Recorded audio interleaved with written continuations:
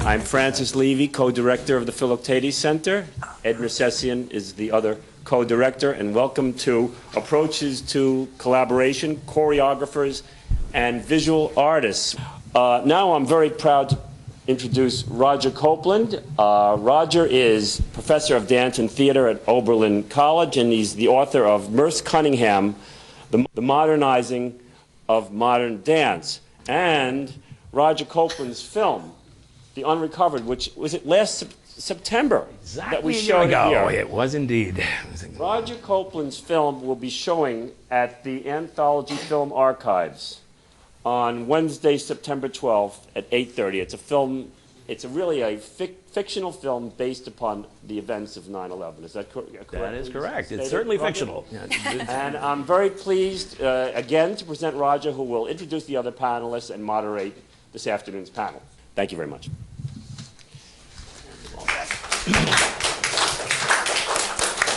Thank you, Francis, as always. And let me be the first to welcome everybody to this afternoon's, shall we say, collaboration, something that I suppose every good panel should aspire to be. Let me tell you a little bit about the genesis of this event. It came about, it was inspired, at least in my mind, by two exhibitions that have been on in Manhattan, I guess all summer.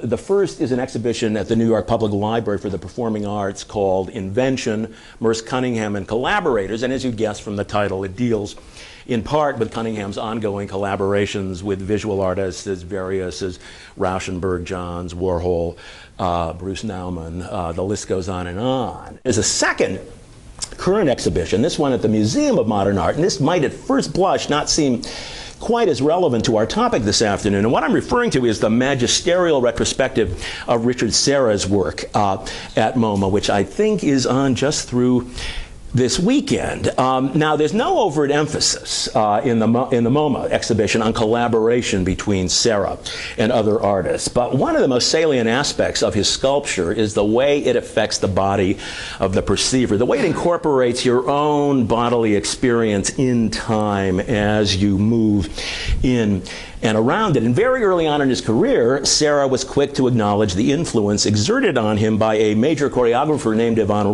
who we are lucky enough to have on the panel this afternoon. So I mention this just because my hope is that in addition to talking about overt collaborations between choreographers and visual artists, we'll also be able to talk about exchanges of influence, as in the influence that Yvonne exerted on Serra, perhaps the influence that people like Solowit exerted on you.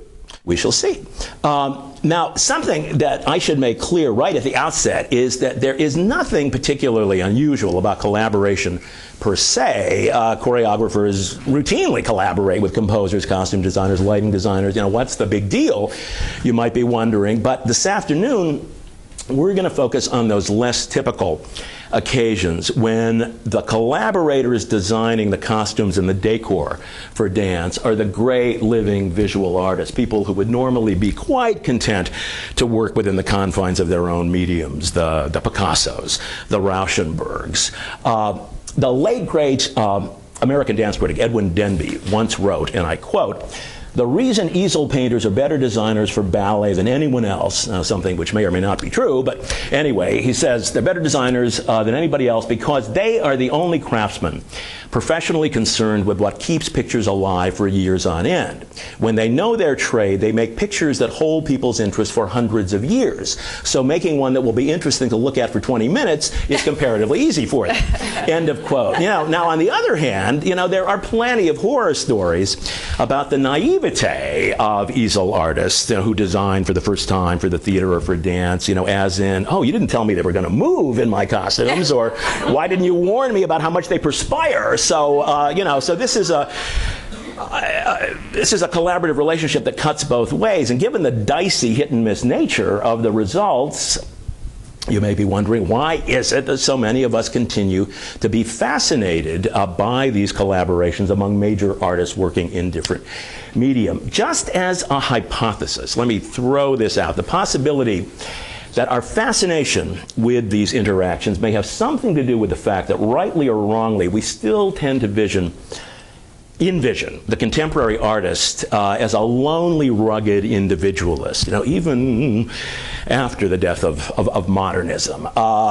We think of him or her as somebody too committed to, too protective of the idiosyncrasies of his or her vision to ever successfully collaborate with anybody else. Winston Churchill once described the horse as a camel created by a committee, and all too often, collaboration runs the risk of creating a kind of art by committee, not a terribly appealing prospect. On the other hand, and let's face it, we wouldn't be here this afternoon if the other hand didn't exist. There have been many instances over the past 150 years when major choreographers have successfully collaborated with major artists working in other mediums. And the panel that we have assembled, the people sitting around this table this afternoon, are really, really well equipped to discuss those major periods of collaborative activity. Now, the person who's best qualified to talk about the first great collaborative endeavor we're going to focus on is Mary Fleischer, who is the head of the Division of Fine and Performing Arts in Manhattan Marymount College. And she's also the author of a recent book that plunges right to the heart of this topic, a book titled Embodied Texts, Symbolist, Playwright, Dancer Collaborations. And I think it can probably be argued that a lot of the very same ideas and strategies deriving from the symbolist movement animated what is arguably the greatest collaborative venture the Western world has ever known, and I refer to Diaghilev's Ballet Russe, an enterprise that existed in Paris from 1909 to 1929. And we're very privileged to have on the panel this afternoon Lynn Garafola, teaches at Barnard. She's the author of many books, but I'm going to cite just one, her monumental study of the Ballet Russe called Diaghilev's Ballet Russe, the sort of book that you really don't want to drop on your foot. It's really, really heavy in all senses of the word. Now, if we continue to proceed chronologically, the next great collaborative adventure we encounter is the work of Merce Cunningham, John Cage, Robert Rauschenberg, Jasper Johns, et al., beginning in the 1950s. Now, as Frank mentioned, I published a book about that extended Cunningham family, so I'll probably have something to say about his collaborative ventures, but undoubtedly, Noel Carroll, who is the, okay, this is a mouthful, Noel is the Andrew W. Mellon Term Professor in the Humanities at Temple University. He'll have something. I got a question for you. If you're a term professor, do you believe in term limits, or your employer believes in term limits? Is that what I don't, but they do. Anyway, okay. Just wondering. Anyway, Noel will undoubtedly have something to say about this topic, probably about every topic we address this afternoon, because actually I think it's fair to say Noel has written about more different topics than almost anybody else alive. I mean, I can't really begin to do justice to the range of his work, but suffice it to say that it includes books with titles like The Philosophy of Horror, Interpreting the Moving Image, A Philosophy of Mass Art, forthcoming book this fall titled The Philosophy of Motion Pictures, and his most recent book is Comedy Incarnate, a study of Buster Keaton's films. So, a true polymath. Noel has also written about the work of the person that I'm going to next introduce, the only bona fide choreographer on the panel, Yvonne Rainer, the founding members of the Judson Dance Theater. One of the many, many works she choreographed at that time was the now classic Trio A. It always seems that somebody somewhere in the world is reviving or reconstructing Trio A, or certainly studying it, if not actually seeing it performed live. Yvonne is also a very accomplished filmmaker. If I'm counting correctly, she's written and directed at least seven feature films. She's also a terrific prose writer, and she just published an incredibly readable memoir titled Feelings Are Facts. And in the last couple of years, and this is good news for us in this room, she has returned quite actively to her former life as a choreographer. Okay. the task at hand. How much time do we have? Let's see if we can trace some kind of chronological timeline from the Symbolist collaborations through the Ballet Russe, Cunningham, and Jutz in a pretty tall order for a single panel in a single afternoon. So we may not make it to the end, but we'll give it the old college try. I want to turn first to Mary and ask if she can talk a little bit about the Symbolist movement and some of the ruling passions for the Symbolists that I think inherently promoted collaboration. You know, their fascination with Baudelaire's correspondences, with Wagner's Gesamtkunstwerk, the total work of art. Absolutely. Where everything. I think Wagner is a terrific place to start because we are probably going to intone the phrase total work of art a number of times today, so we might as well just start with that. Wagner was polymorphic in so many ways. I mean, he had so many influences from Darwin to Buddhism to Marxism to, he certainly was high romantic. And I think what's interesting for the Symbolists is he was certainly their spiritual father. While they venerated him, they also reinvented him for their own uses, as they reinvented Poe and lots of other influences. And I think, though, one of the idea of a spiritual father for the Symbolists is an important thing to think about in terms of why do we do art and why do the Symbolists engage in art. It's a real organic, total sense that we need a revolution in the human spirit. It's not about just another art movement. It's really about changing human nature, of relying on nature to evolve further, hence the interest in Buddhism, in Darwin, in all these natural, progressive processes that hopefully will come to a better utopian place. Right, and unity and wholeness, absolutely. Right? A return to something whole. And thus, Wagner is talking about not the artwork of the present, he's harping on the artwork of the future, right, where we're going to go. He also sees progression in individual art forms. And I think one thing when you talk about collaboration, you can talk about collaboration among people, but you're also talking about component arts getting together. And they can get together by fusing, they can get together individually, they can trade off. There's lots of different ways to talk about individual art inputs into a completed work. And certainly Wagner had very strong ideas about this. His idea was that individual arts reached a certain level of progression or perfection. Thus, you know, music reaches its epitome in Beethoven. Drama reaches its epitome in Shakespeare. They can't go any further. What should they do? They should get together. And they should get together in opera, right? So that way, art form progresses further. Again, so the Symbolists certainly were very influenced by this, but it was a different kind of movement. We'll jump back and forth. I don't want to, because, you know, Wagner is such a huge topic, you could go on and on. Turn of the century, last century, France, Paris, we have the beginnings of the Symbolist movement, basically a literary movement to start. They look to Wagner, and they have to look to Wagner because Wagner isn't being done in Paris very much. When his work is being done, it's being done in excerpts. They're not seeing, no one's going to Bayreuth and seeing the full flowering of Wagner's work. So there's a very influential publication in Paris at the time called the Wagnerian Review. And that's basically how a lot of painters and poets are getting their ideas about Wagner. There's an interesting article by Baudelaire, and he wrote about Wagner a lot, but the one that caught my attention is the one where he's talking about the overture to Lohengrin, and he's trying to describe it. And he compares his description with those written by Berlioz and one written by Liszt. And the thing that impresses him is that the three men, on very different occasions listening to this work, are coming up with similar images, similar ways of talking about the music. So he says, aha, in the middle of an article talking about Wagner, he kind of makes a left turn and he says, you know, there are similarities there that are very interesting. He starts talking about his idea about correspondences.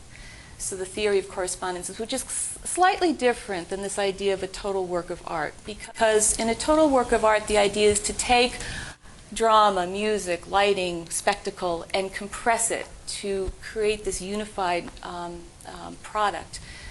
correspondences, you can, one art form gets you to the other. So the music of poetry, the poetry of music, you can swap out. The idea is that correspondences, there are patterns, there are analogs in life that get us to these hidden states, these universal orders, the underside of reality that for the symbolists and certainly the romantics, many other art movements, that's what's important in life. That's the spiritual quality. That's the path, not only to my own salvation, but also to the sense of what makes us a community. And I think that's one thing that often is not talked about too much with Wagner, is that his idea of the folk, the idea of this total work of art, is to create a total community.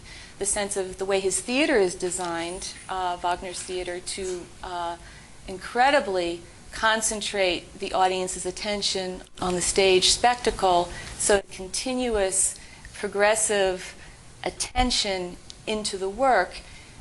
From his point of view, he wants us to reach that place of collective unconscious, to create a community in the theater that looks forward to a utopian society. Going back to the symbolists, they too wanted a different kind of regenerative kind of ritual society, and the way you did that was through the ritual practice of art. And as I said, Wagner first influenced writers, and writers started writing in advocacy of symbolist painters. Villard, Bonnard, Toulouse-Lautrec. And that's where we start getting a nice reciprocity between artists and writers in the symbolist period.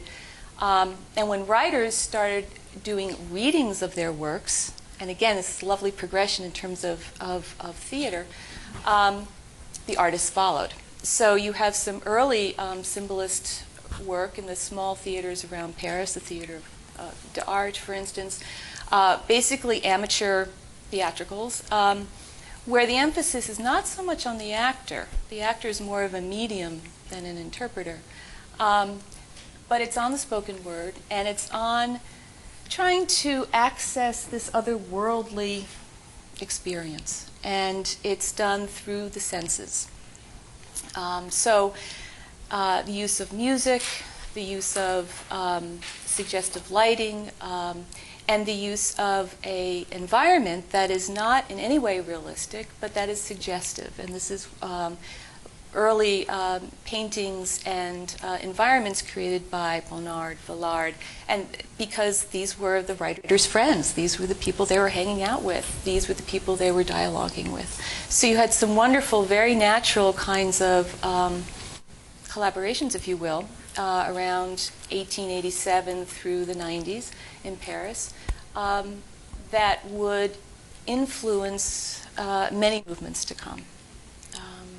So maybe I should leave it there for now. And of course, you want to talk specifically about some of the collaborations that involve the body, or some of the, I think of, for example, Mallarmé's incredible interest in dance. I mean, the way in which the body provides a kind of fulfillment to certain symbolists that they can't find in words alone. And the problem with words, of course, is that they're words. They fix a reality.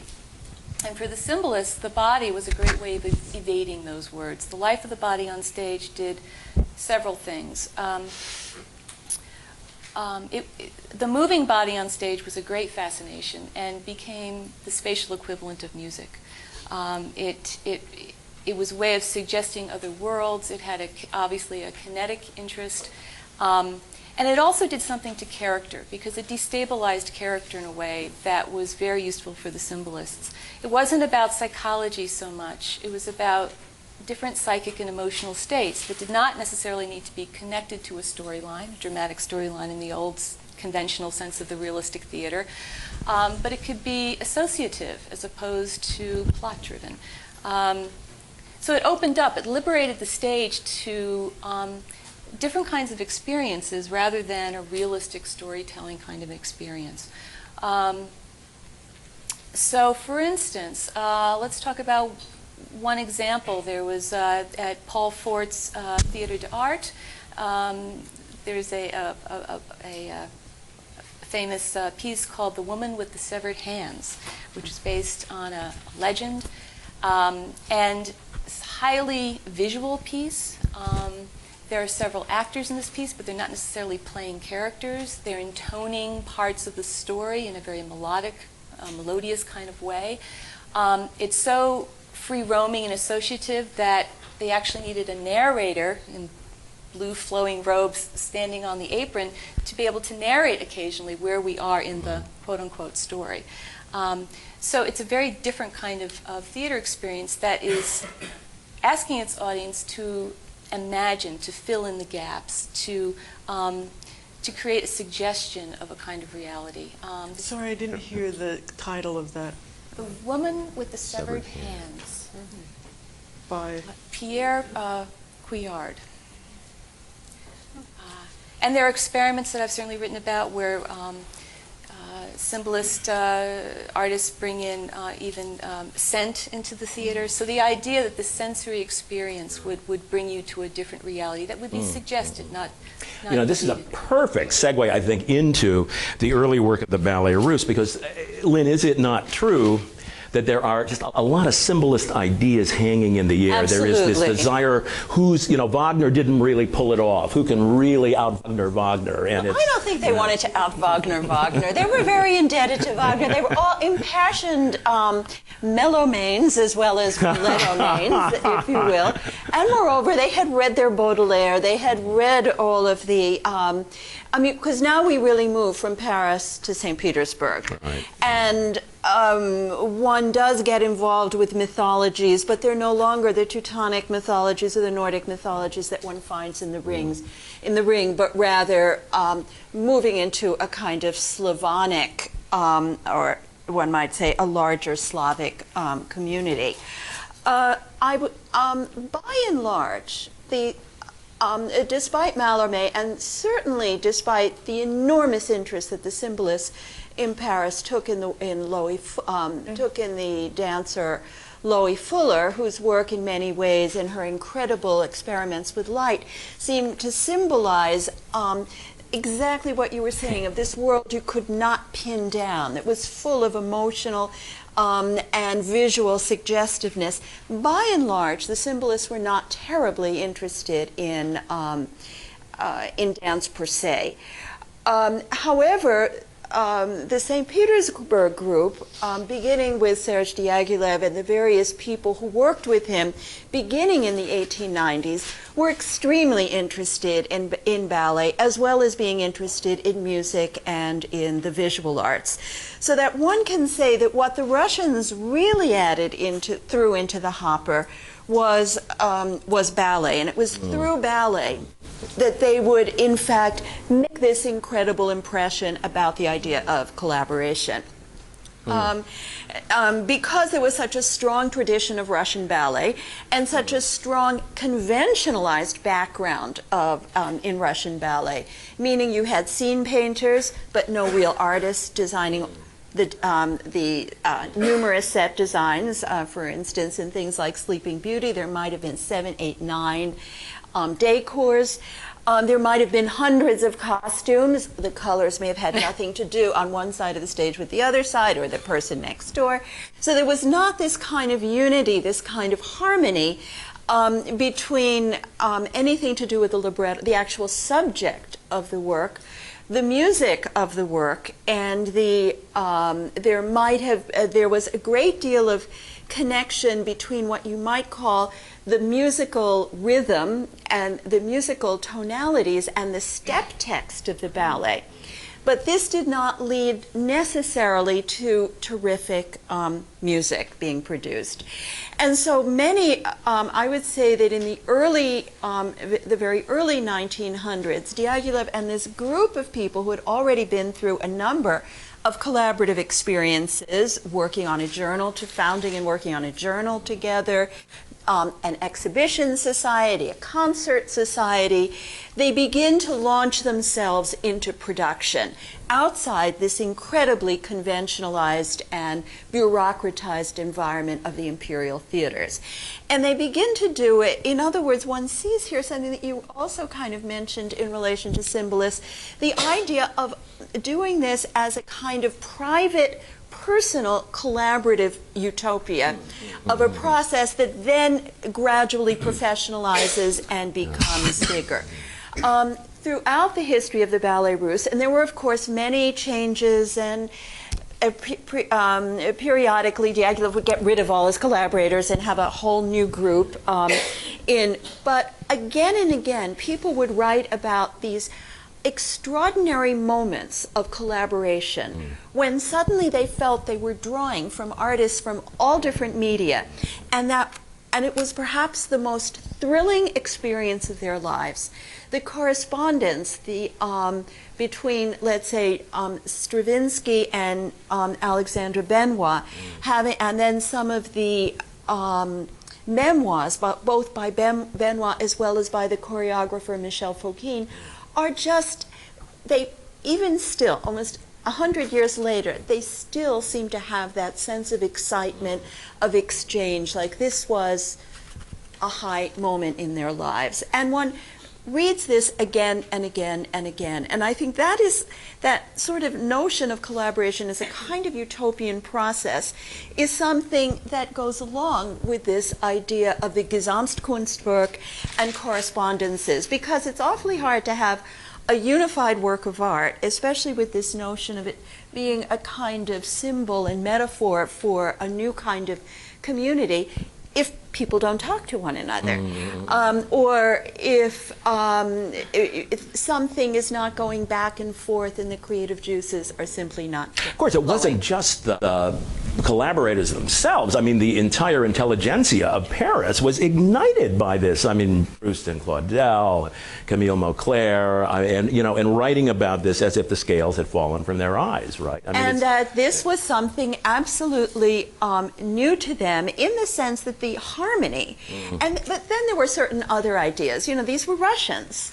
Russians were considered a little bit barbaric. Right. They came from this other it's place. The primitivist impulse. It's not, not only the primitivist, but the otherness. I mean, a lot of these dancers were not primitivist at all. They were extremely conventional young ladies and young men, but the way they were viewed by the French as belonging to some other kind of reality. And moreover, when they did bring certain works that showed, one might say, the European inheritance of the Ballet Russe, works like Giselle, which of course began life in Paris itself, they didn't really like that. They wanted really exotic stuff like Scheherazade, Firebird, stuff to really quicken the blood. Orientalism, too. That was part of this Orientalism, this exoticism. I mean, where the Orient left off and Russia began was a kind of murky line. But certainly this personal collection, another really wonderful moment when you read the memoirs, is the collaboration for Parade, which is spelled like parade, but for some reason everyone says Parade because I started out in France. Rodeo, parade. So this was in 1917, and it was Picasso's first theatrical collaboration. It involved Eric Satie, Léonide Massine did the choreography, and Jean Cocteau did the libretto, and hoped to be doing a little bit more, but he wanted to also be a narrator. He wanted to have text in it, and everyone else decided the text was too much, or maybe it was Cocteau who was too much. But when they talked about this kind of I was just rereading some of Massine's memoirs, and the excitement of working with, especially Picasso with Massine, and going back and forth as though ideas were feeding other ideas. And it wasn't a question of saying, well, I'm going to do that and I'm going to do that, but that something happened in the course of that collaboration, and something turned out. Now, collaborations don't necessarily mean that you're going to have a terrific work and it's going to be Gesamtkunstwerk or anything, but they're going to have a better time, and at least the memoirs will be better. But something else, then I'll be quiet, that is very interesting about Parade is that for all the collaborators were very conscious of doing something that in fact acknowledged the break, the rupture of Cubism, and musically the rupture with Impressionism, with Debussyism, as Cocteau later wrote, and which is also then a rupture with symbolism, and in a lot which of ways is too. also Yeah. the rupture with symbolism. And moreover, there wasn't necessarily the notion of this kind of organic whole. Right. It's true that the pieces met, and they all seem to support one another. But I really think that here is where you see the first moment, the first step toward what Merce Cunningham would do in a very using collaboration, but using a very different process, and going to having a very different idea of what the product might be. Right, right. And that would be the perfect point to segue into Cunningham and Cage. But before we do that, just to complicate the picture of the Ballet Russe a little more, can you talk about Balanchine's work for, people sometimes forget that Balanchine worked for Diaghilev, and that his last ballet for Diaghilev, Apollo, in 1928, in a certain way is about collaboration, and yet when it comes to working with visual artists, Balanchine was not terribly interested in that kind of collaboration. With Balanchine Stravinsky, yes. actually joined the Ballet Russe in 1924, fresh from Russia. And Diaghilev died in 1929, and this was a very key moment for him. Probably Diaghilev's greatest impact on him was musically. For Balanchine, the key collaboration, at least the mature Balanchine, was between music and movement. And Diaghilev certainly, with his vast knowledge and both intellectual knowledge as well as musicological knowledge, certainly refined Balanchine's taste and very much introduced him to the contemporary Western music at that point. However, Balanchine does say that when he first got to Paris, one of the first things he had to do for Diaghilev was a new version of Le Rossignol, the Song of the Nightingale, and it had designs that had been commissioned a few years earlier from Matisse. And Balanchine says, Matisse, Matisse, who's this? And now certainly Matisse was known by many people in Russia and the early Soviet Union, but clearly not Balanchine. He knew Stravinsky's newer works and Milhaud, so this seems to suggest that Balanchine was really not that interested in the visual. He did have some interesting collaborations with Chelychev, who was like Balanchine, an emigre Russian artist who did a very, very, very wild Orpheus at the Metropolitan Opera here in New York in the mid-1930s. And then he basically had it seems to me that later on his great collaborations in the visual sense with light, almost as though he was trying to liberate his dancers into some kind of luminous utopia. And that the stripping of the stage of other things, the reduction of costume to its simplest elements. One thinks of leotard ballets or ballets in which the women may have just worn very simple tunics that in the 1940s and early 50s were very close to one of the forms of practice that you see in the pictures of the photographs of the period. And that, I think, is really about light. This was a form of luminous theater.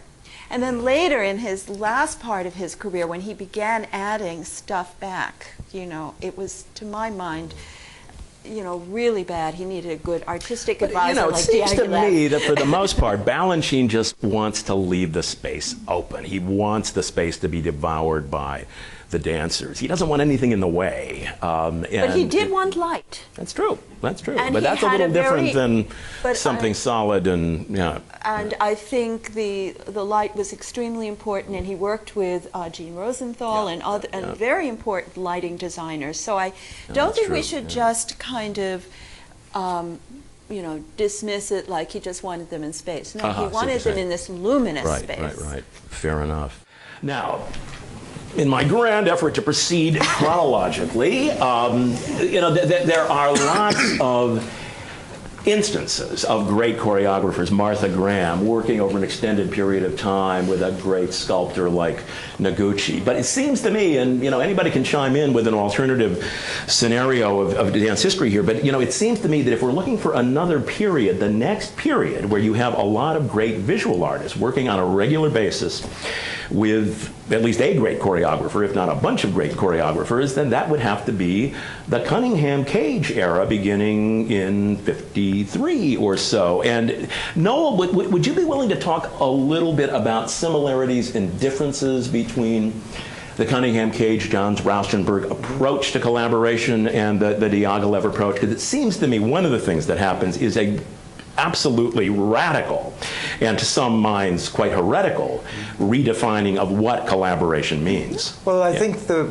bringing up Parade is interesting. I hadn't really thought of that connection, but I have the feeling that if Cunningham saw Parade, he said, never again. because of the way in which, in fact, the fine art does actually tend to dominate the dance. It restricts and constrains the kinds of steps that are allowed. And in terms of your question, with Cunningham, you enter a kind of period of dissolution. No longer the attempt to symbolize the arts. No longer an attempt to make that Gensam Kunstwerke. But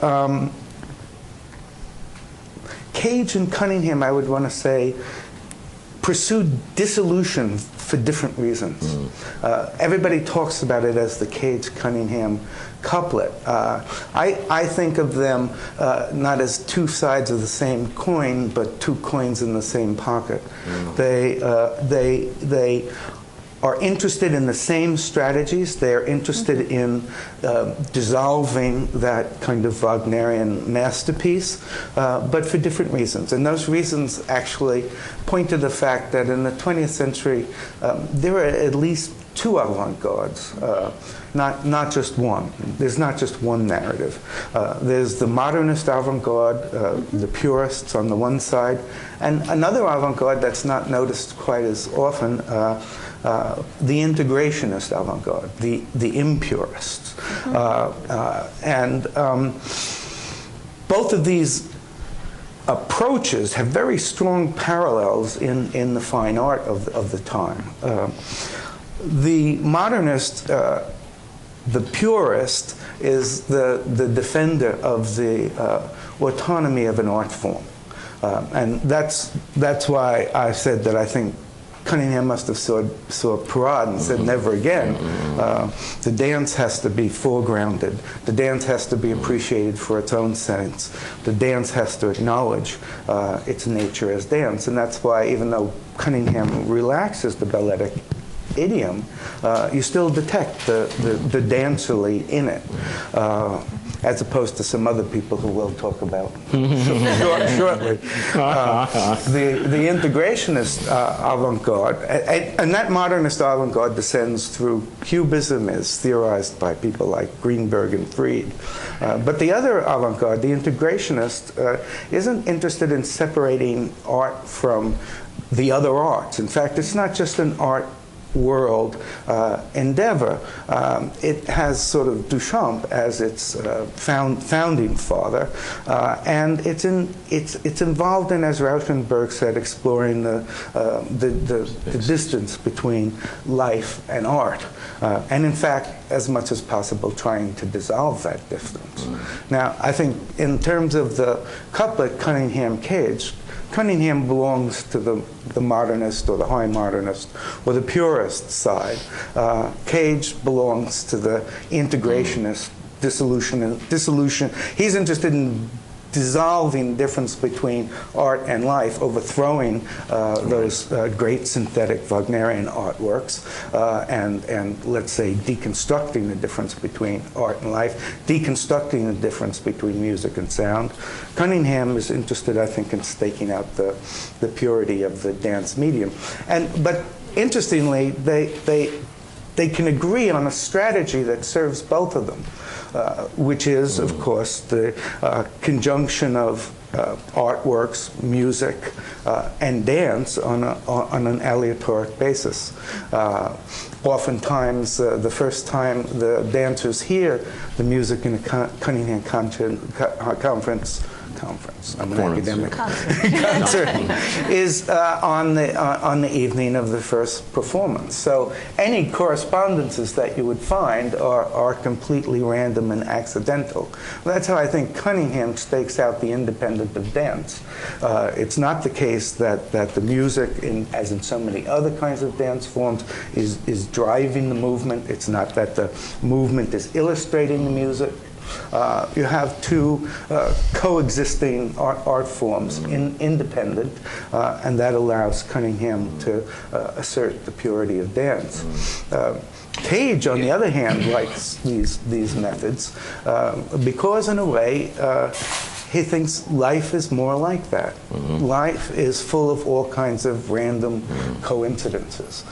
So the same technique that enables Merce Cunningham to be a purist enables Cage to be an integrationist. And as I suggested before, this really parallels large-scale movements in 20th century art, where you can also talk about the modernists and the high modernists on the other side, and the integrationists from Duchamp through Warhol, Johns, Rauschenberg on the other side.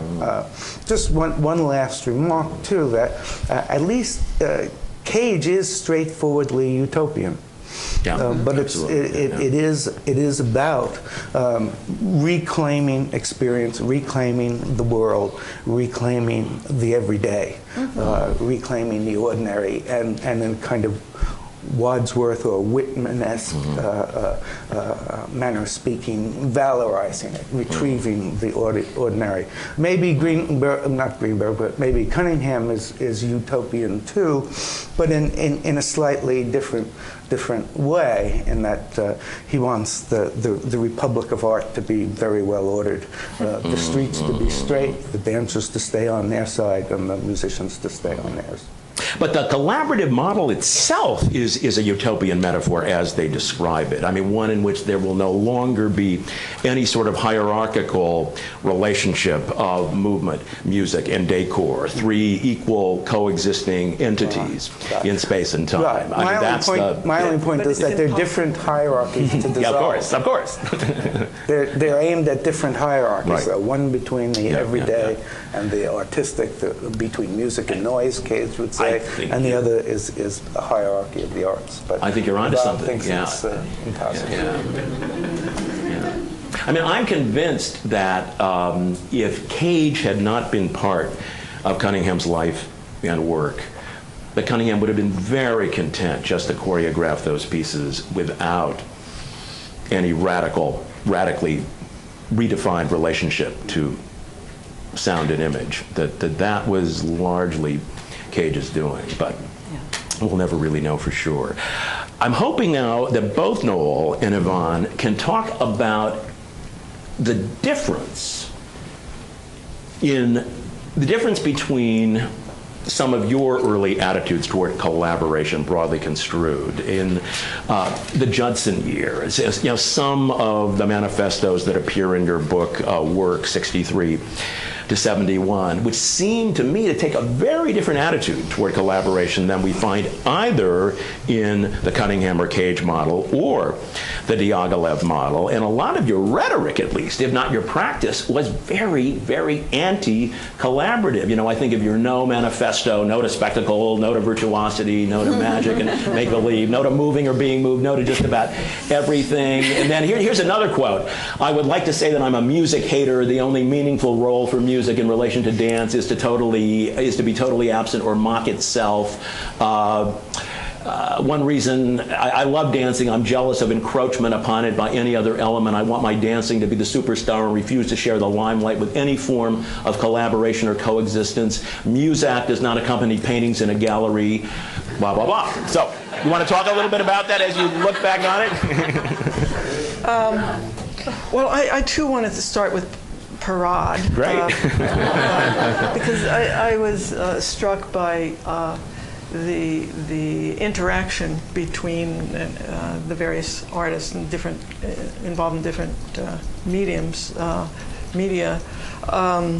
They talked to each other. It was very important to have a discussion. You didn't just have a company and commission a work, and that was that. And there's something very mechanistic about the Cunningham collaboration with, although of course they lived together, he and Cage must have had some great discussions, but when I think of some of those collaborations with various artists that were not very successful, it was as though, okay, let's try this one. And with the music too, let's try this one, and they come smack together. And so, yeah, it set up a different model of,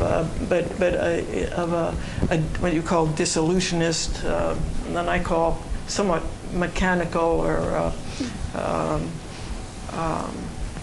I don't know. I'll get back to that.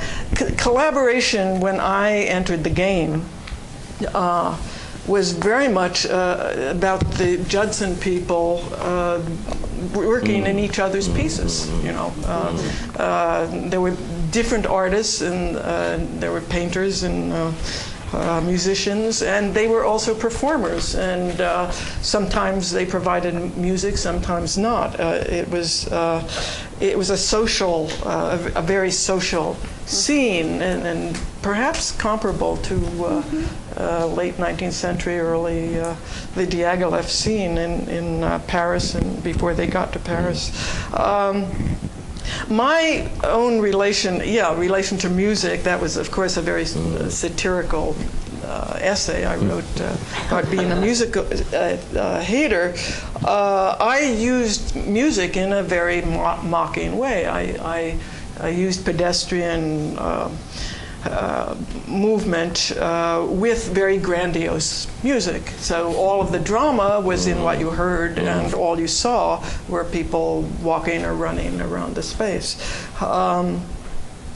And if I used decor at all, I kind of stole the ideas of other. I didn't go out and say to Sol LeWitt or Dan Flavin, do you want to work with me? I had a wooden grid descend on at the proscenium, but it descended for 2 minutes and went away. I never wanted decor to hang around, you know, influence. If it came, it went, or it like in 1969. Rose fractions at the very end, these red fluorescent tubes descended and made this Hades-like glow, underworld red glow on the stage, and that was for a very specific section, and then it was over. So to collaborate, even in the present dance, the most recent dance, I have collaborated with Joel Reynolds, scenic designer, but his work appears in the second half of the piece. It does hang around for that second half, but it's not there for the whole dance. I think of the work of John Jaspers, where the decor and the props, many are of his own making. Right. And there's one extraordinary dance where this whole elaborate thing was pulled apart by the dancers. It was just destroyed. And I'm very sympathetic to that view, that certain works that become of interest in their own right and offer the possibility of dominating the space to the detriment of the dancing. It has to be, especially if, as in my present concerns, that work has entered a canonical pinnacle of legend. It has to be undermined in some way and pulled apart and brought down to human scale. So I guess this idea of high art and low art has always been operating in my work. And low art, of course, includes the pedestrian, the everyday, which, of course, is directly related to Cage's ideas.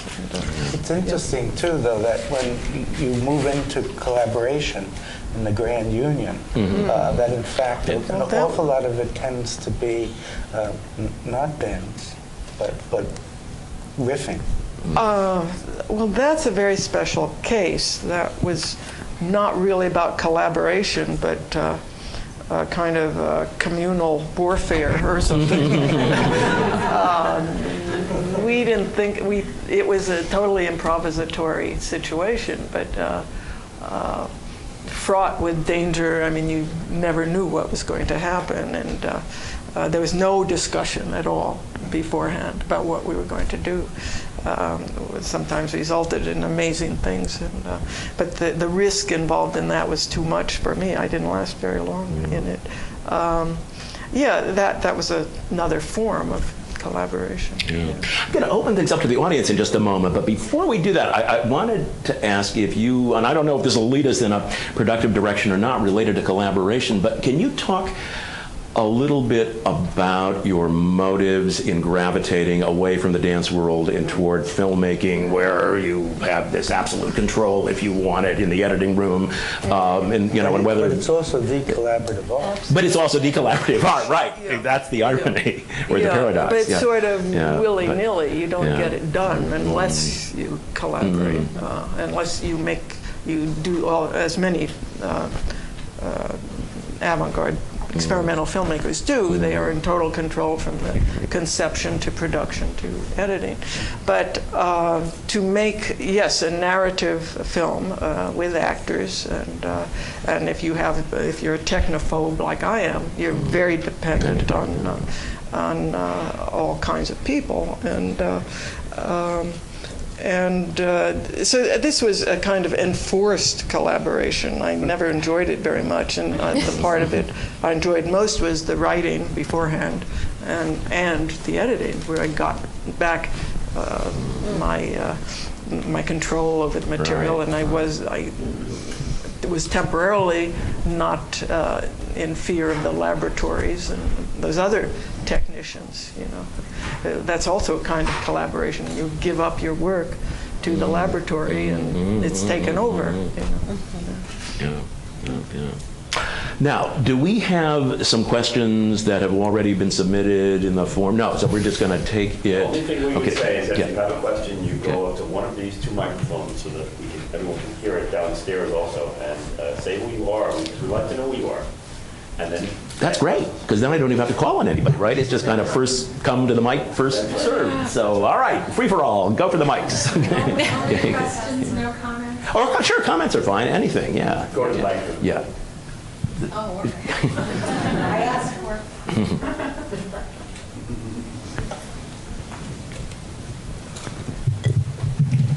I'm Elaine Baruch, Professor Emerita at CUNY.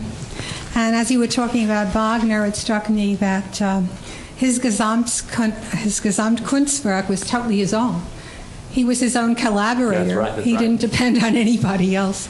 And that's no doubt the way he liked it. So I don't think anybody could have out-Wagnered him, so to speak. Yeah. It's a good point. I mean, I think one distinction that we didn't make is the distinction between some kind of intermedia or multimedia work that is the result of a bunch of collaborators working in different mediums, or somebody like Alwyn Nicolai or Laurie Anderson or Ellen Caprow. I mean, a lot of people whose work tends to have a multimedia component, but they are the sole Wagnerian controller. Now, the product may be exactly the same. I mean, the audience may not know the difference. But It's interesting, though, the way we picked out to tell the narrative, that we really chose cases where either the arts looked like they were on an equal footing, or on an equal footing in different ways, either because they were very symbiotically connected, or in Cage and Cunningham because they were disconnected. But actually, the norm of collaboration in dance, probably, I'm betting, is that the dance takes the lead. The sets and the costuming are to subserve the dance.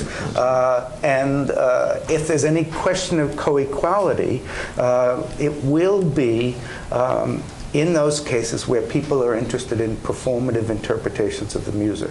Then the music and the dance will stay co-equals, or almost co-equals, because actually the dance can do certain things that the music can't. And if you're a member of the dance audience, you're probably going to say that's how it should be. Everything else should be there to serve the dance. But so in a way, the the narrative is a narrative of breaks from what the norm is. So that in something like Night Journey, Noguchi's set actually subserves Graham's grand design.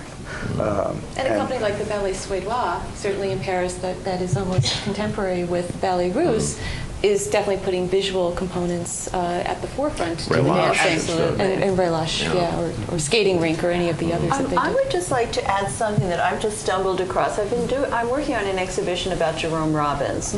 Robbins, of course, went through numerous years in that ACT collaborative form called Broadway, the musical, where, of course, tempers rise and everything. He then left Broadway and returned to New York City Ballet in the late 1960s.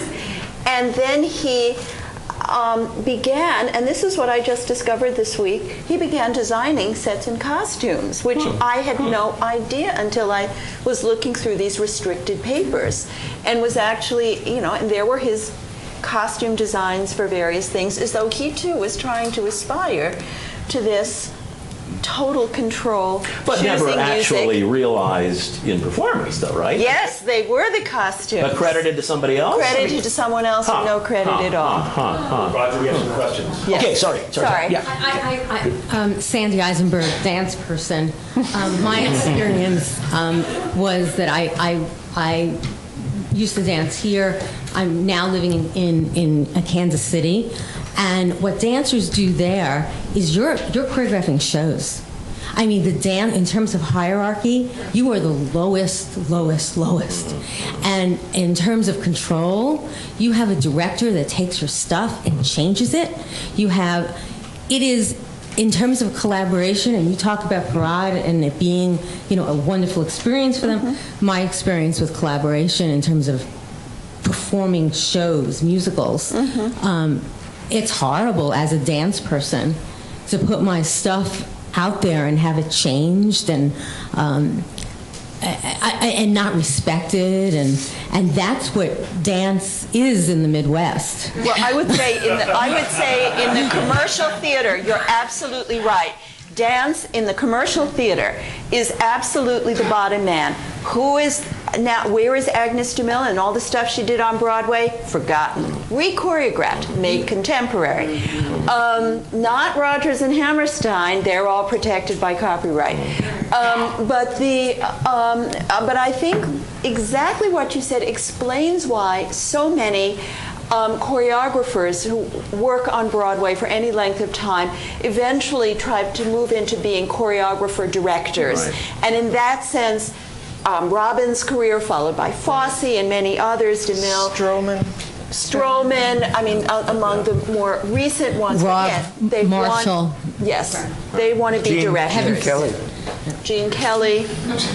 Yes. Yeah.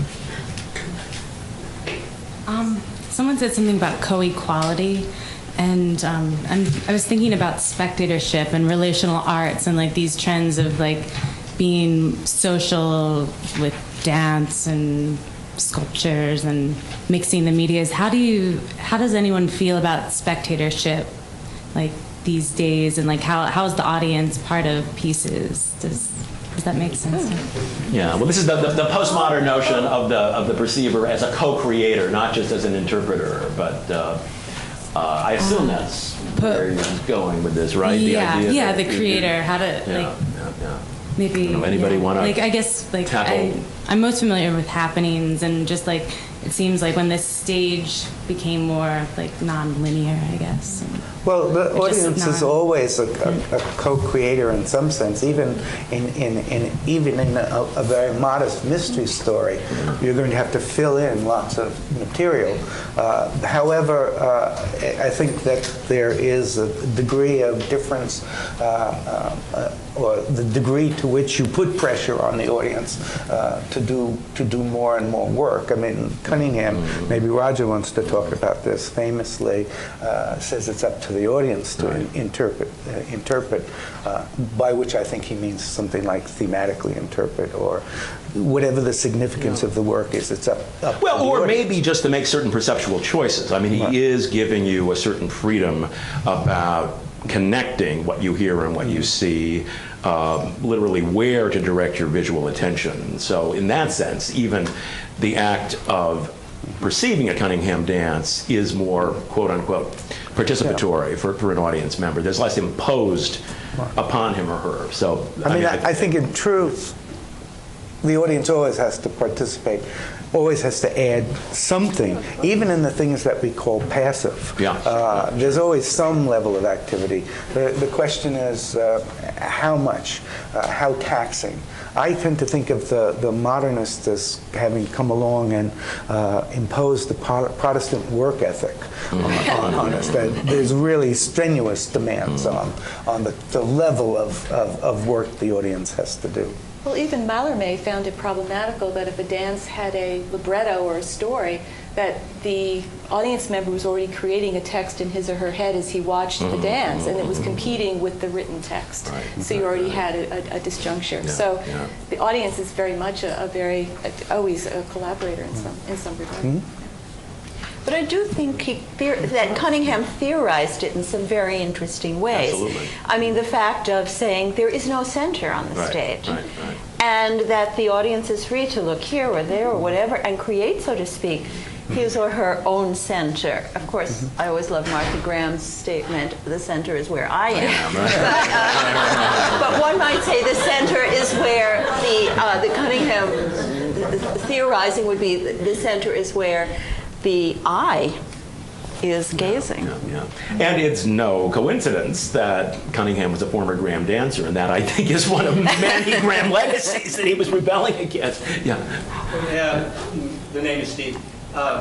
In that sense, I'm curious about the historical context of collaboration and the change, because through that period you have the Enlightenment, where the modern model was to work towards a holistic view, to bring together something that would create a unification, that one world kind of stuff. And then we come to the existentialists, the two world wars, the breakdown of narrative in relationship to the non-collaboration and in relationship to Cage, the interest in Eastern ideas, randomness, all of that, in other words, a breaking down of narrative. And so you have non-collaboration or collaboration as a form contra a holistic, contra building up. You had it in writing where the novel was breaking down narrative. You have a whole transition period. Is there historical resonance here as well in terms of, looking at Judson or looking at any of this from a perspective from there? But it's very difficult to tell a narrative, because I think if we consider the present moment, a lot of the leading choreographers have returned to a kind of search for something not like perfect organic unity, but a kind of unity. I mean, a couple of weeks ago, Morris presented the Mozart dances as part of the Mozart series, and if you want to talk about complicated interrelationships between the two arts. It's almost as if he brings out and annotates almost every line of the music, up to and including the harmonic movement of the music. So I think that the tendency to look at history in terms of a line, and rather than a line with like some spirals and regressions in it is probably that's probably the advisable way to look at it. But I want to repeat that you mentioned Cage's ideas as utopian. He thought of this disjunction and inclusion of disparate elements as a social project. Well, it was an anarchist. Wholeness for Cage was associated with fascism, with an attempt to exclude, anything that wasn't part of whatever the Aryan or folkloristic notion of the whole was. So, he's a leveler in every way. Yeah. But about my own work, I've never made any idealist claims for it. Even though I think of myself as my ideas are kind of in a straight line from certain disruptive modernist moments from 1900 through Duchamp, Dada, Cage. Yet it's such a rich historical. I guess I'm more interested in history than in social aspirations. And Is that true of your films too? yeah, in a way, sure. Yeah. That's a surprise. In terms of their strategies, yeah. Speaking of history, can you talk a little bit about the version of Rite of Spring? I'm sorry. Waiting. You have to keep turning around. Sorry. You need a real mirror. Speaking of history, I should have. my name is Jody Sperling. I actually had a question that was directly relevant to what's just about being said.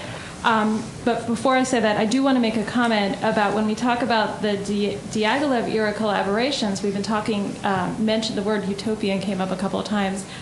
You can't forget that there was an impresario there.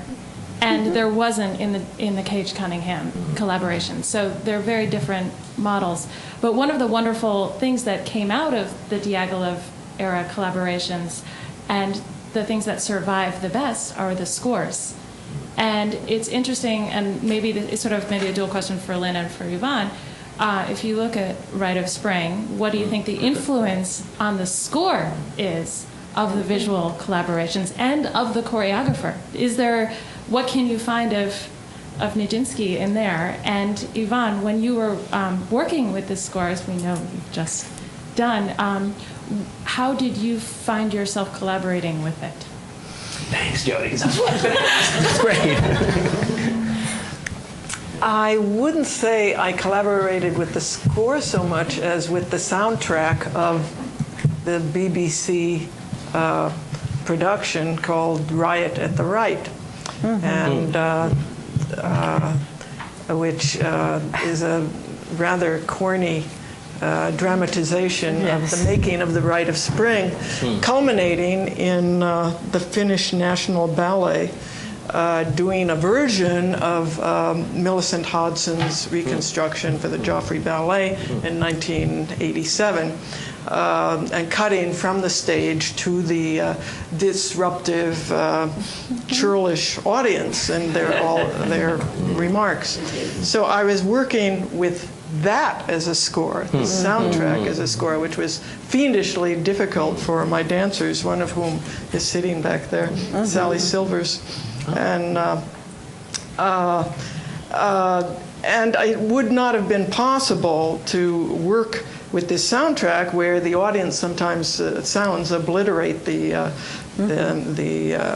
orchestration without Pat Catterson's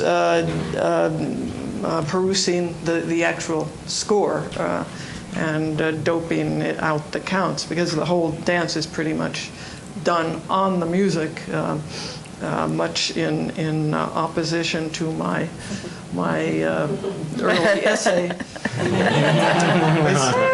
Is it also, I don't know if this is relevant to the question, but certainly there are parallels, say, in Les Noces and the strategy of designing the score of Les Noces to choosing the movement and the costumes. I mean, they all have a kind of ethnographic dimension, looking at Russian folk songs, looking at Russian festivals, so that in that way they seem to be evolving with a pretty common idea of the kind of sources and direction that they want in the score, in the artwork, and in the choreography. I mean, Genesis is a sort of problem, is very much a problem. Sometimes there really is collaboration at the Genesis. I mean, going back to the Rite of Spring, I think there was a real collaboration with Rourke as a focal person, feeding both Stravinsky and then later Nijinsky ideas about prehistoric Russia, this Slavonic past, these myths. Some of it was true, some of it wasn't true. It didn't matter. That really captured their imagination. I really don't find, and I know Millicent Hodson would disagree with me completely, but I don't find so much of Nijinsky in the score. I sense a deep, deep, brilliant stylization and distillation and of what Rourke had suggested to him, as well as I hear things of Stravinsky's older music, like Petrushka. But I don't really feel Nijinsky's presence the way, because in any event, Nijinsky wasn't involved with the, with that. Stravinsky was writing on his own when he went to Talashkino and looked at artifacts and was discovering this world, this older world. This was something he shared with Rourke. I also think, in a curious way, the original Rite of Spring was where certain elements, despite collaboration, didn't work. For instance, the set, and the costumes, which are very ethnographic or are very conservative, whereas the score was so radical for that period, and the movement was so radical. I think it's pertinent to a question now, where do we find Nijinsky? Where do we find that movement? I mean, are you thinking of Millicent Hodson? What do you base your No, I'm saying I don't feel the movement Nijinsky? in the, I'm not saying in the thing, but I don't feel it in the score, in the music, when I just listen to the music. You don't feel Nijinsky when I just listen to the music. But what's your idea of Nijinsky? My idea of Nijinsky is basically what I have read about Nijinsky. Yeah, right. Because while I've, of course, seen Millicent and many other takes on this score, I'm not sure. I think what Millicent did was a very, very valiant attempt at doing something, but not necessarily the original. I think the original can only exist in the imagination. In our heads. Right.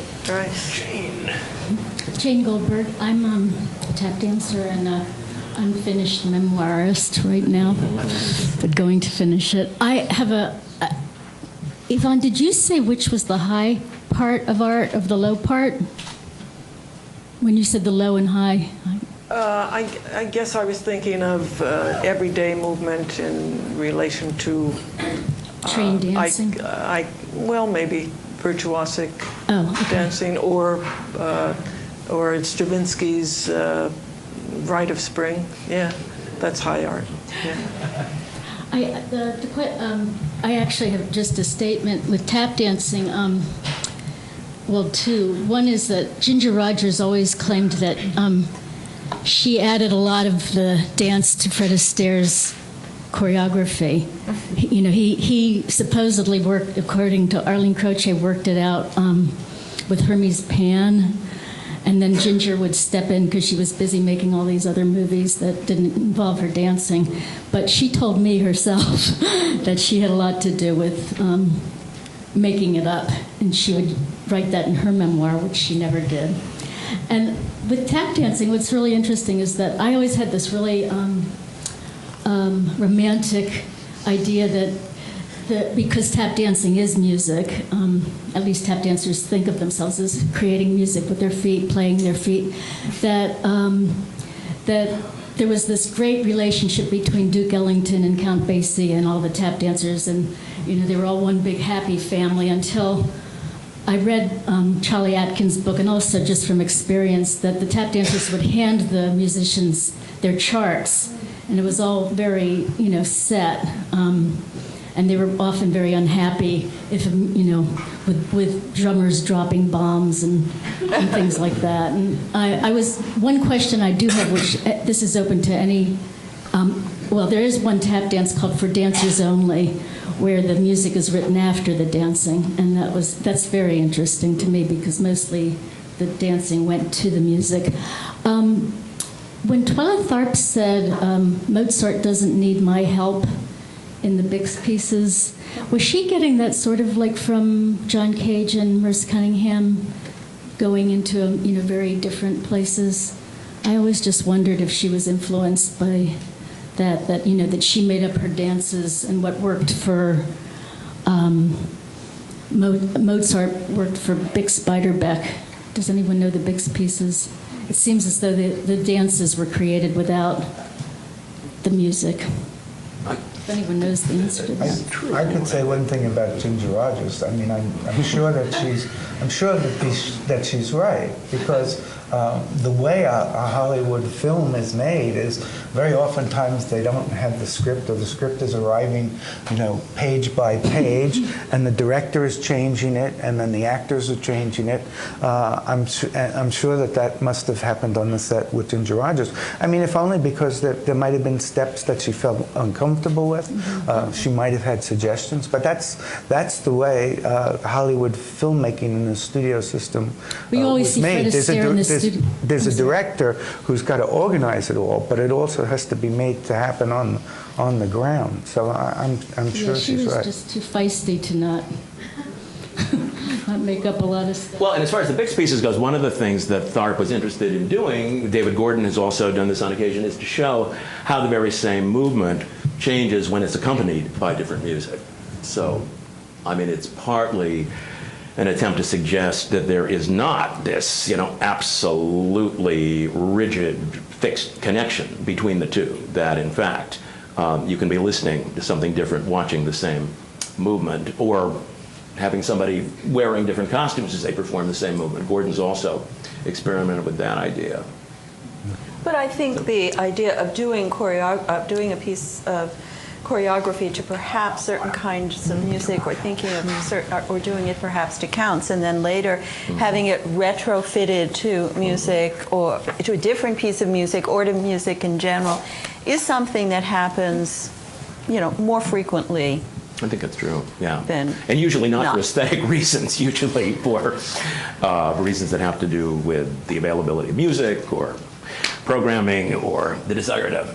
Well, actually, imagine the Mors Pavane by Jose Limon, which was originally choreographed not to the to the music it's choreographed to, which is the fit seems so tight. It's kind of hard to think that it actually was done to something else. We have two more questions. Yeah, hi, my name's Adam, and I'm an actor, so I think I might throw in a slightly different side wonder on this, but just with the rise of experimental theater and the way that it changed, I think, in the middle of the century, and also with the way that the actor became also the dancer with a lot of Robert Wilson's work, Lucinda Childs, and the way that a dancer was an actor, and just those two terms kind of were lost. Mr. Rayner, you describe purity of dance as there's no music or muzak in a museum. And how would that, or is it possible to apply that to the medium of theater? Because what I think is very interesting is we've been talking, or you have been talking, throughout this period about the collaboration of the arts with dance. And what's interesting is that I feel like theater is very often a left out little brother. And that you have music, and you have the visual arts, and you have dance. Then you have this other art, which is sort of like a collaborative form of all of them. So is the word theater an intrinsically collaborative art, or would you only be able to have it pure if you, say, had, like naked monologuists just talking without any clothing on in the dark? Because would that thus be its purest form? And also, so I'm just putting that question down. And also, if you were to look at, say, the work of Anne Bogart as a director, who is sort of both the divorce lawyer and the marrying priest of text and movement, is acting itself as a collaborative art, or is text simply the preface for it without it actually being able to exist? I'm going to sit down. A lot of questions. Yeah. A lot of questions. Well, partly it's a matter of nomenclature. I mean, if you have people moving around and there's no language, then you call it dance. And when does dance become theater? Dance is theater. It is performed in theaters. So I wouldn't. Would we be splitting hairs to make a distinction? Anne Bogart, yeah, I've not seen enough of her work. I've seen some very interesting things. The solo performances she directs, or I saw the Bernstein. Yeah. I think this also gets to the point that, any text is only a blueprint for a stage production, right? And how you define that or create that stage, collaborate to create that stage production, can take so many different avenues. When you were talking, I was even thinking about Adolf Appia, who certainly put a lot of Wagner's work, found realization. And of course, one of his, ideas is that the moving actor creates space, makes us look at space, and vitalizes the stage. So there are so many experiments. I mean, you can talk about certainly plays that happen to have dances in them, to a whole continuity, to something that becomes, a piece by Gertrude Stein, where you see a text, but clearly there are no stage directions, there are no actors, characters, so that it has to become staged. And actually, Anne Bogart's done some wonderful work with Gertrude Stein. So I think it's a way, even going back to the symbolists, is how do we theatricalize a space? How do we theatricalize a text? How do we, from their point of view, how do we poeticize that? And I think actors, there's so many different approaches to movement for actors these days, certainly, whole anthologies of them, but they're all trying to get at this thing of how do we physicalize, what stories does the body have to tell in space. The other side of that collaborative coin is that there are a lot of playwrights, Edward Albee is a good example, who put contractual restrictions in the text that say no incidental music. You may not add music to this. But there are lots of, just one fast thing, there are lots of movements of theater purism. And there are different purisms. The different purisms are determined by who the theater has anxiety about. So you may decide that our competitor are words. So now let's have theater without words, which will make you very relaxed about dance and bodily movement. I'm thinking of something like Wilson's earlier works, like Life and Times of Joseph Stalin. That, I think, expresses an anxiety of the anxiety with literature. Right. And then Jerzy Grotowski would have a whole different form of purism because of a whole different set of anxieties. And even Beckett's, one of Beckett's last plays, Quad, is for 4 dancers. No text at all. So, of course, yes, and the mime pieces, yes, of course. Gentlemen, and my name is Daniel Stern, and I'm coming at this from also a slightly different angle. You're probably aware that the philosophers and the psychologists for millennia have been posing the same kind of questions as concerns what constitutes a legitimate, so to speak, collaboration. And the question there was more, what are the modalities that will say the same thing to one another? And what's very interesting is they come up with lists. Here's Aristotle's list and Kant's list and modern lists from psychologists, where there's a whole bunch of things that can be cross-modal in this sense, like rest, movement, brilliance, intensity. And I've gone over some of the lists. What struck me most was that what is on all of the lists that constitutes the most supermodal things where you can go across any modality and get the same feeling, at least, is shifts in force and movement and how they sculpture time. And when I was thinking about that, I was thinking about this afternoon because that's exactly what dance does. And it's the only medium that actually does that. And so it made sense to me that we would be talking about dance and its collaborations and not any other way around if we wanted to start at the middle. That's all. I think actually, though, it's not a perennial question, that it's really a very 18th century question. The idea of having to sort of separate the arts, correlate them to different modalities, the building up of kind of systems of the arts like Kant's and Hegel's. I think Aristotle was cool with theater being the combination of, well, not so much movement, he had certain ideas about spectacle, but song and dance. He thought that those were parts of theater. I mean, this is a conjecture, but I would say the obsession with having to divide the arts apart and decide levels and relationships of hierarchy and hybrid relations is a very 18th century, a very 18th century consideration, and it happens text earlier than this, but the most important text that begins to happen in is Lessing's Laocoon. Yeah. And Greenberg and Fried are very much the 20th century children of Lessing and the Laocoon. Well, when you take it from the perspective of different types of activities such as dance, music, theater, etc., I agree with you. When you take it in terms of features of experience, I don't agree with you, because that's what's universal, and in fact it's a very hot topic right now in all of the neurosciences because it's a mystery. No, I agree with that, but I think when you focus on the arts, it's really an 18th century problem that we should grow out of. That we should put behind us? Yeah. I'm Leslie Staten, I'm a choreographer and a professor. I teach a class on inter-art collaboration, and we focus on the Judson and on Fluxus. And what I'm thinking about now is what Dick Higgins said, because the term he came up with is intermedia, which is the area between any two forms. And so what I've been thinking about is that kind of distinction that we always make and how it might be productive to use this kind of terminology to think about work that doesn't entirely classify itself in one spot or another. And one thing that's an issue that we can't get away from, and this came up a lot at the Nothing Festival this year at DTW, was the intersection of these kind of terms with the way that art is funded, and the way that you have to identify your work as belonging to a particular category in order to ask for grants.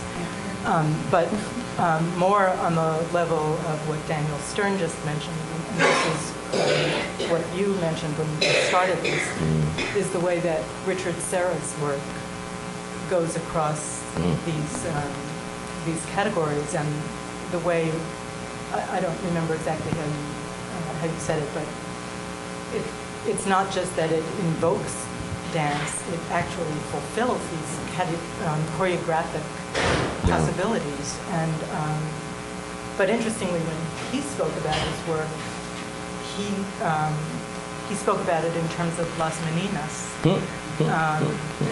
and the way that painting framings it puts the viewer at the center. And so he spoke about the person coming into contact with his enormous works in particular as being central to the experience.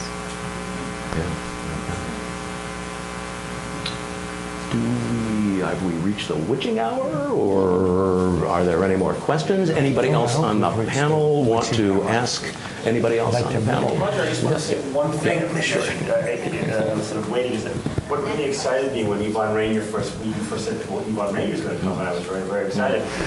It's just amusing. I don't know how it exactly fits into this. It's about the fact that when I first saw her work, that there was this meditation on the whole concept of human character in a distinctly formalist, at the same time, setting. I mean, which is, how does that figure into the whole concept of collaboration? I mean, that was striking to me. Here I would go to see very modernist dance works, and here she came in, and two radically different components were put together. It struck me. Right. Yeah. What work was that? I don't remember the exact. What year? What This year? is a long time. It's 40 years ago. At Judson? Could have been story of a woman who could have been. No, it's earlier. Earlier than. Films too. It was our first date. But you've written. I came unprepared intentionally. Well, the year, you must know when your first date Well, no, was. it was actually in the 70s. It was actually in the 70s. But it could have been one of the films that I'm thinking about even more. In the films, especially. The woman who Very good. She's acting live. Yes, I saw that. Well, Yvonne, you've written a lot about how formalism, broadly construed, and humanism are not incompatible with one another. So that would certainly be. At the time, it was very revolutionary and influenced me greatly. So I thought about seeing it. Well, a lot of those issues took place over a long time where I was moving from performer to persona. And I didn't instantly make that leap, as some people might, to go from being a dancer to being an actor,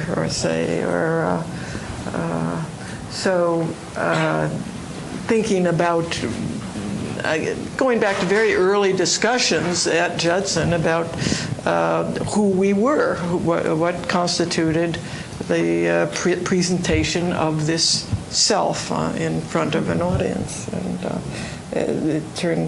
it became a more and more complicated set of issues, and especially moving into film at a certain time when all of this was being debated by feminist film theorists. So I don't know, it's too much to get into. But the formalism of an abstraction of dance is always teetering into something else because of the human body, which is